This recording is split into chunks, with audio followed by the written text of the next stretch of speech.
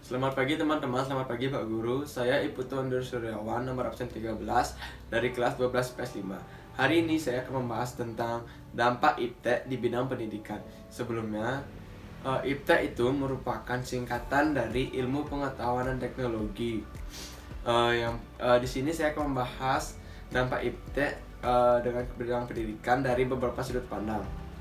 Yang pertama, dari sudut pandang saya sendiri sebagai seorang murid. Menurut saya, dampak IPTEK ini ada dampak negatif dan dampak positifnya. Kalau kita mulai dari dampak negatifnya itu banyak sekali. Yang pertama contohnya, siswa itu menjadi semakin malas dengan pelajaran. Karena apa? Karena siswa dapat mengerjakan tugas hanya dengan rebahan atau dengan tiduran dan bisa sambil bermain. Lalu yang kedua, siswa menjadi kurang fokus karena berada di rumah bisa sambil nonton TV dan lain-lainnya. Lalu siswa jadi tidak disiplin lagi karena tidak ada pengurangan poin atau gimana seperti telat kalau kita sekolah biasa.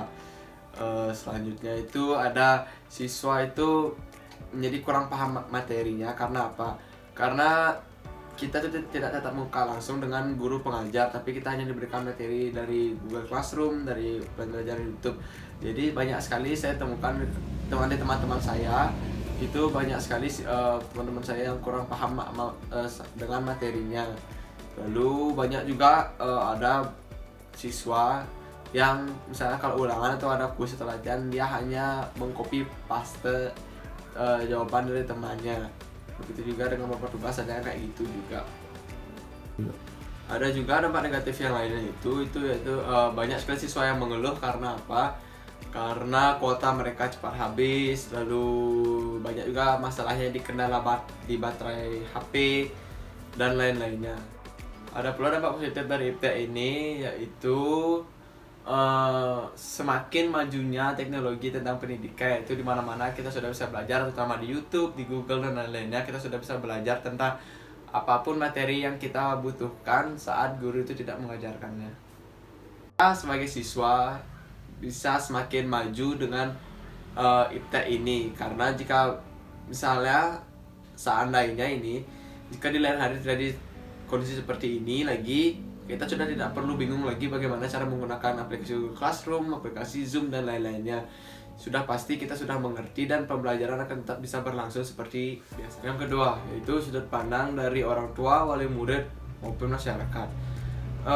IPTEK ini dalam bidang pendidikan itu ada beberapa juga dampak negatif dan dampak positifnya. Yang pertama, dampak negatif yang bisa saya sebutkan itu banyak sekali keluhan dari masyarakat, terutama orang tua siswa yang menyayangkan tentang tetapnya diberlakukan pembayaran SPP.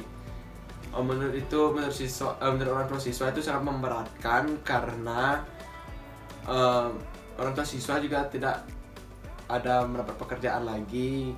Lalu siswa juga belajar di rumah, tidak menggunakan fasilitas sekolah sama sekali, hanya menggunakan jasa guru.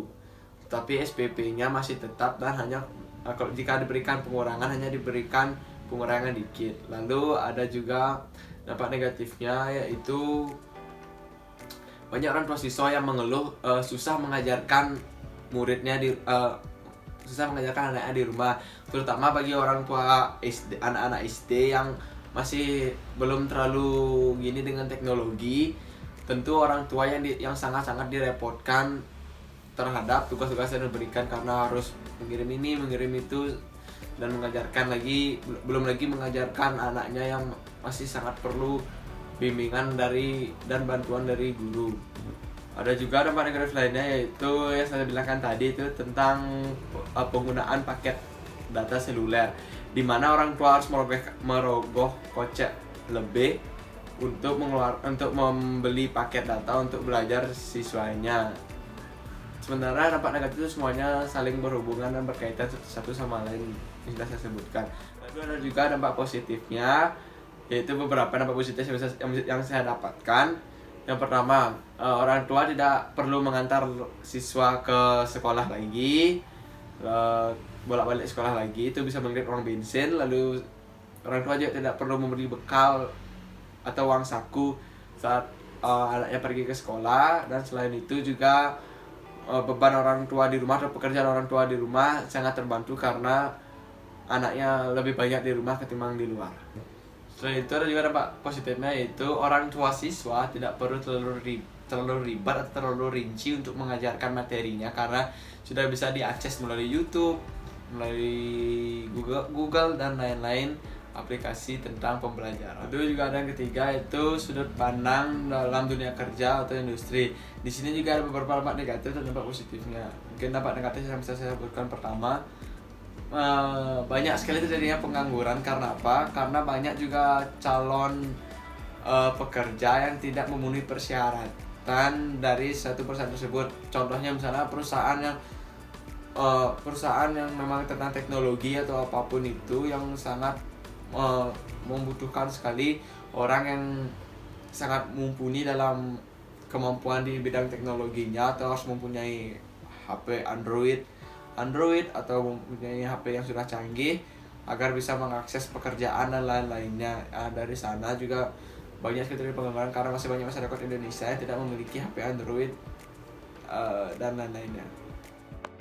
Dampak positif dalam dunia kerja atau industri itu banyak sekali ya. Salah satunya itu kita semakin mudah memasarkan barang kita. Karena apa? Karena kemajuan teknologi tersebut kita bisa memasarkan barang kita di sosial media dan lain-lainnya. Selain itu juga karena semakin ketatnya persaingan antar perusahaan karena kemajuan IT juga, maka juga untuk menuntut para pegawai atau pekerja untuk meningkatkan skillnya lagi. Itu sangat bagus sekali untuk kemajuan perusahaan, terutama juga negara ini, karena akan menghasilkan orang-orang yang sangat baik.